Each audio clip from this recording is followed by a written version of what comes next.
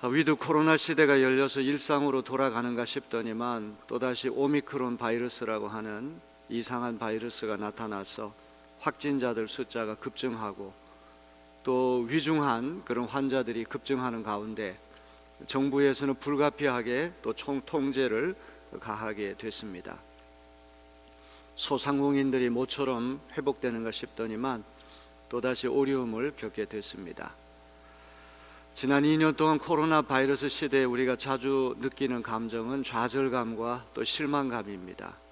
무엇을 좀 해보려고 하면 또 바이러스가 이제 우리를 괴롭히고 또 정상으로 돌아가는가 싶으면 또 다른 것이 나타나서 우리를 힘들게 합니다. 이런 좌절감과 실망감의 시대에 그 어느 때보다도 예수 그리스도의 오심이 우리에게 소망이 되는 줄로 믿습니다. 주님의 성탄 소식이 여러분의 큰 위로가 되고 또 소망이 되어지기를 진심으로 기원합니다. 지난 90일 동안 특별 새벽 기도하면서 이사야서 말씀 읽었는데 유다 백성이 나라를 잃고 바벨론의 포로로 잡혀갔습니다. 언제 포로 생활이 끝날지 기약이 없습니다. 노예 민족으로 전락했습니다. 이스라엘이라고 하는 이름은 역사책에서 사라졌고 지도책에서도 흔적도 없이 사라졌습니다. 그런 절망 한가운데 하나님께서 말씀하십니다. 너희의 노역의 때가 끝났고 너희들의 죄가 다 사면을 받았고 너희들 충분히 대가를 치렀으니 이제 깰지어다, 일어설지어다, 떠날지어다. 하나님께서 계속 그런 말씀을 주시거든요. 어떤 포로 생활이 끝난다는 어떤 희망도 없습니다. 어떤 조짐도 일어나지 않습니다. 그런 가운데 하나님께서 그런 말씀을 주셨어요. 우리 전염병 시대도 마찬가지입니다. 언제 이 전염병이 끝날지 아무도 알지 못하는 그런 가운데 있지만 분명히 하나님께서 전염병을 끝나게 하시고 우리에게 새로운 세계를 열어주실 줄로 믿습니다. 우리가 그런 날을 소망하면서 오늘을 잘 참고 견뎌내며 다 끝까지 승리하는 우리 내리교인들 되시기를 바랍니다. 이제 일주일 후면은 예수님 태어나신 성탄절 크리스마스 절기가 되는데 우리가 외부 장식도 중요하지만 마음의 내부 장식이 더 중요하다, 이런 취지로 제가 설교하고 있습니다. 오늘은 목자들이 예수님을 만난 이야기를 여러분에게 들려드리려고 합니다. 우리 지난 주일에는 동방박사들의 이야기를 들었는데 이 동방박사들과 목자들은 여러모로 대조가 되는 사람들이죠. 동방박사들을 어떤 사람은 동방의 왕들이다, 그렇게 이야기를 합니다. 왜냐하면 그들이 바친 선물이 황금과 유향과 몰약이라고 하는 이 선물이 이게 아무나 이렇게 드릴 수 있는 선물이 아니기 때문에 그런 것입니다. 이것은 돈이 많고 또 권세가 있는 그런 이들만이 준비할 수 있는 예물이기 때문에 아마 그들의 신분이 굉장히 높았을 것으로 예상이 됩니다. 지금은 천체 물리학이라고 하는 것이 있지만 옛날에는 그런 과학이 발달되지 않은 시대에 하늘의 별을 관측하면서 한 개인이나 국가의 운명을 예언한다고 하는 것, 굉장히 막강한 그런 영향력을 미쳤을 것입니다. 황제의 자문 역할을 하고 전쟁을 한다든지 중요한 국가의 결정을 할 때 아마 이 동방박사들이 굉장히 중요한 자문 역할을 했을 것입니다. 그리고 이들은 별의 흐름을 따라 가지고 아주 먼 거리, 먼 시간을 거쳐서 예수님을 만나게 됐습니다. 그런데 이 목자들은 굉장히 가난한 사람들이죠. 우리가 예수님이 선한 목자라고 그러니까 목자에 대해서 굉장히 낭만적인 이미지를 갖고 있는데 그 중동 지역에 가보면 이 목자는 어린이나 여성들이 합니다. 허들의 일입니다. 그러니까 예수님 시대의 이 목자는 천민 계급입니다. 불가촉 천민, 사람들이 접촉할 수 없는 천민 중에 천민 계급이 바로 이 목자들이었습니다. 이들은 먼 들판에 나가서 짐승들과 함께 있다 보니까 이제 양을 바꿔치기도 하고 팔아먹기도 하고 이런 일이 비일비재했기 때문에 목자는 법정에서 증인으로 세울 수도 없었어요. 이 동방 박사들과 목자들이 예수님 만난 이야기를 우리가 읽을 때마다 이 두 그룹이 정반대가 된다고 하는 것을 우리는 발견하게 됩니다. 한쪽은 오랫동안 준비하고 치밀하게 연구하고 먼 길을 따라서 먼 시간을 거쳐서 예수님을 만났는데, 한쪽은 신분이 엄청나게 낮은 천민 계급인데 천사가 예수님 탄생을 알려주어서 전혀 우발적으로, 전혀 우연히 예수님을 만나는 은혜를 입게 되었다는 것이죠. 오늘 우리가 예수님을 만나는 방법은 한 가지만 있는 것이 아닙니다. 학자들이 연구해서 예수님 만나는 방법도 있고, 치밀하게 준비하고 계획해서 예수님 만나는 방법도 있겠지만, 목자들처럼 전혀 뜻밖의 하나님의 은혜로 선택에 대해서 우발적으로 예수님을 만나는 이들도 있을 것입니다. 어떤 방법이든지 간에 예수님을 만난다는 것 사실 자체가 중요하기 때문에 여러분도 오늘 예수 그리스도를 만나는 그런 은혜와 복이 있게 되기를 주님의 이름으로 기원합니다. 이 목자들은 돈 많은 부자들에 의해서 고용된 사람들인데, 이제 유대 광야, 인적이 드문 들판에서 양들을 치고 있습니다. 한밤중에 이제 늑대 소리나 들짐승의 울부짖는 소리와 또 간간히 들리는 양들의 신음소리만 들리는 그런 적막한 밤에 갑자기 주님의 천사가 나타났습니다. 천사와 함께 하나님의 영광이 목자들을 두루 비추었다고 성경은 말씀합니다. 한밤중에 서치라이트를 이 목자들에게 비추었다고 생각해 보세요. 이 영광스러운 찬란한 빛에 압도돼서 목자들은 깜짝 놀랐습니다. 자, 오늘 봉독한 누가복음 2장 10절로부터 12절 너무나 중요한 말씀입니다. 우리 다 같이 한번 볼까요? 천사가 이르되 무서워하지 말라. 보라, 내가 온 백성에게 미칠 큰 기쁨의 좋은 소식을 너희에게 전하노라. 오늘 다윗의 동네에 너희를 위하여 구주가 나셨으니 곧 그리스도 주시니라. 너희가 가서 강보에 쌓여 구유에 누워 있는 아기를 보리니 이것이 너희에게 표적이니라 하더니, 여기 천사가 목자들에게 알려준 소식은 세 가지예요. 첫째로 온 백성에게 큰 기쁨이 될 소식을 전한다는 것입니다. 너무나 중요한 말이죠. 온 백성에게 큰 기쁨이 될 소식. 예수님이 이 땅에 오신 소식이라고 하는 건 이스라엘 사람들에게만 좋은 소식이 아니고, 유럽 사람들에게만 좋은 소식이 아니고, 라틴 아메리카 사람들에게만 좋은 소식이 아니라 지구상에 거하는 모든 사람들에게, 온 백성에게 큰 기쁨이 되는 소식인 줄로 믿습니다. 큰 기쁨이 좋은 소식이라고 하는 말, 너무나 귀한 말입니다. 여기 크다고 하는 말을 헬라 성경에는 메갈론이라는 말을 썼는데, 이 메갈론은 메가라고 하는 말에서 나왔어요. 메가톤급의, 원자폭탄과 같이, 핵폭탄과 같이 메가톤급의 큰 기쁨에 좋은 소식이 예수님이 이 땅에 오신 소식이라는 것이죠. 두 번째로 이 메가톤급의 큰 기쁨에 좋은 소식은 어떤 소식입니까? 구주 곧 그리스도 주님이라는 것입니다. 구주 곧 그리스도 주님.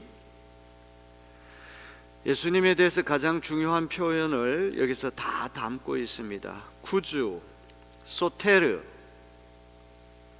우리를 죄와 죽음에서부터 건져내시는 구세주. 그 다음에 그리스도. 그리스도라고 하는 말은 헬라 말로 크리스토스라고 하는 말인데, 이 크리스토스라고 하는 말은 히브리 말 메사이아, 메시아라고 하는 말, 기름 부음 받은 자라고 하는 이 말을 그리스 말로 번역한 것이 크리스토스. 이 크리스토스가 그리스도, 우리 한문으로 표현해서 기독, 이렇게 된 것이죠. 큰 기쁨에 좋은 소식은 구세죠. 우리를 죄와 죽음에서 건져내시는 하나님의 아들이 오셨다는 소식이에요. 이 세상 사람들을 기쁘게 하는 것이 하나님 목적이었다고 한다면, 유명한 가수나 유명한 영화배우나 연예인을 보내셨겠죠. 기술이 필요했다면 기술자를 보내셨을 것이고, 과학이 필요하면 과학자를 보내셨을 것이고, 학자가 필요했으면 학자를 보내셨을 텐데, 하나님은 우리를 죄와 죽음에서 건져내시기 위해서 구주, 소테르, 그리스도, 우리를 죄와 죽음에서 건져내서 영원한 생명을 주시는 그리스도 예수를 이 땅에 보내주신 줄로 믿습니다. 구주 그리스도 그분은 또한 주님이라는 것이죠. 퀴리오스, 주님이라고 하는 말은 이제 우리는 예수님을 주인으로 모시는 종입니다 이런 뜻이에요. 주인이 지배권을 갖고 주인이 이제 종에게 마음대로 명령을 하게 되면 종은 주인의 말에 겸손히 순종해야 되는 것입니다. 큰 기쁨의 좋은 소식, 메가톤급의 좋은 소식은 어떤 소식입니까? 구주, 곧 그리스도 주님에 관한 소식. 아니, 예수 그리스도 그분 자체가 메가톤급의 큰 기쁨의 좋은 소식이라는 것을 기억해야 됩니다. 세 번째로 오늘 말씀에 보니까 이것에 관해서 목자들에게 표징, 세메이온, 사인, 하나의 중요한 표징, 표적을 보여줄 터인데 강보에 쌓여 구유에 누워있는 아기가 표적이 된다는 것입니다. 이 구유라고 하는 말, 메인저, 아주 중요한 영어 단어입니다. 이 구유라고 하는 말은 먹이통, 밥통, 짐승의 밥통, 짐승의 먹이통을 구유라고 이야기를 해요. 세상을 죄와 죽음에서 건져낼 구세주 그리스도 주님이 다름 아닌 갓난아기인데, 이 갓난아기가 황금 침상에 누워 있어도 모자랄 판인데, 구중궁궐에 황금 침상에 누워 있어도 모자랄 판인데, 짐승이 잠자는 축사에 짐승의 먹이통인 밥통인 구유에 누워 있다. 복음의 신비고 기독교의 특징이 아닌가 싶습니다. 하나님께서 죄와 죽음 속에 있는 우리를 건져내시기 위해 낮고 천한 죄인의 모습으로 오셨는데, 가장 연하고 가장 순하고 가장 어린 갓난아기의 모습으로, 그것도 짐승의 먹이통 안에 누워 계신다고 하는 것, 이것이 복음의 신비고 이것이 하나님 우리를 구속하시는 은총의 신비인 것을 믿으시기를 바랍니다. 메간토급의 큰 기쁨의 좋은 소식을 전해준 천사와 더불어 수많은 천군 천사들이 하늘 찬양대가 나타나서 하나님을 찬양합니다. 지상에도 성가대가 있지만 하늘에도 하늘 성가대가 있는데, 이 하늘 성가대 천사들로 이제 이루어진, 이 천군 천사들로 이루어진 하늘 찬양대가 어떻게 찬양을 합니까? 이 14절이야말로 성탄의 의미를 딱 한 구절로 요약해주는 너무나 귀한 말씀이에요. 우리 다 같이 한번 읽어볼까요? 지극히 높은 곳에서는 하나님께 영광이요 땅에서는 하나님이 기뻐하신 사람들 중에 평화로다 하니라. 지극히 높은 곳은 하늘이고 땅은 여기고, 지극히 높은 곳에는 하나님이 계시고 땅에는 사람들이 있는데, 하늘에 하나님께는 영광이 되고 땅에 있는 우리에게는 평화가 되는 사건이 성탄 사건이라는 것입니다. 성탄의 의미가 이 한 구절에 다 함축이 되어 있어요. 예수 성탄은 하늘에 계신 하나님께는 영광을 돌리고, 이 땅에서 하나님의 은혜를 입은 우리에게는 평화를 가져온 사건임을 기억하시길 바랍니다. 오늘 출근하기 전에 잠깐 텔레비전을 보니까 메타버스라고 하는 새로운 과학기술로 인해 가지고 세계가 또 지각 변동이 일어날 것이다, 그런 제가 보도를 제가 봤어요. 뭐 안경처럼 눈에다가 이제 뒤집어 쓰고는 가상의 세계 속에 들어가는 거예요. 입체적으로 이제 명품을 직접 꼭 백화점에 가서 살 필요가 없이 직접 자기가 사는 것처럼 느낌을 갖게 하는 거예요. 실제로 명품을 사려고 그러면 돈이 많이 드는데, 이 메타버스를 이용하게 되면 돈도 적게 들고 그냥 정말 사는 것과 똑같은 그런 느낌이 든다는 거예요. 앞으로는 세계의 유명한 곳에 직접 여행할 필요가 없다는 거예요. 메타버스를 이용하게 되면 그곳에 가지 않아도 그곳에 간 것과 똑같은 느낌이 들게 만든다는 그런 이야기입니다. 전 그것을 보고는 충격을 받았어요. 야, 현실과 가상 세계가 혼동이 되는 세계는 이게 제정신인 세계일까? 직접 이탈리아나 스위스나 하와이나 이런 곳에 가지 않고서도 메타버스를 이용해가지고 직접 간 것처럼 그렇게 느낀다. 일면 돈이 없는 사람들에게는 굉장히 좋은 것으로 보이지만, 현실과 가상이 이게 혼동이 일어나는 그런 세계는 참으로 끔찍한 세계가 아니겠습니까? 여러분, 이런 어려운 세계에서, 복잡한 세계에서 예수 그리스도 그분은 하늘에 계시는 하나님께는 영광을 돌리고 땅에 있는 우리에게는 평화를 주시는 그런 분이라고 하는 것을 우리는 잊지 말아야 됩니다. 오늘 우리에게 가장 필요한 것은 무엇입니까? 하나님이 주시는 평화인 줄로 믿습니다. 여러 가지 실패와 질병과 좌절감과 실망감과 많은 시련과 역경이 우리를 에워싸고 있다고 할지라도 여전히 우리 마음속에 예수 그리스도 그분이 계실 때 우리 마음에 하나님 평화를 선물로 주실 줄로 믿습니다. 2000년 전이나 오늘이나 세계는 조금도 변함이 없습니다. 지진과 전쟁과 가난과 흉년, 이런 수많은 소식들이 그때나 지금이나 똑같이 들려오지 않습니까? 이런 복잡한 세계에 예수님이 이 땅에 오신 그날은 위로 하나님께 영광을 돌리고 아래로 평화를 주는 그런 기쁜 소식인 것을 우리는 잊지 말아야 됩니다. 소식을 전해준 천사들이 임무를 마치고 하늘로 복귀했습니다. 참으로 놀라운 소식을 전해들은 목자들의 발걸음이 아주 빨라집니다. 여기 목자들의 민첩한 행동을 동사로 정리하면 이렇습니다. 첫째로 그들은 서로 말했습니다. 두 번째로 급히 달려가서 발견했습니다. 세 번째는 이것을 보고 나서 자기들이 들은 말을 사람들에게 알려줬습니다. 그리고 네 번째로 하나님께 영광을 돌리며 찬미하며 돌아갔다는 거예요.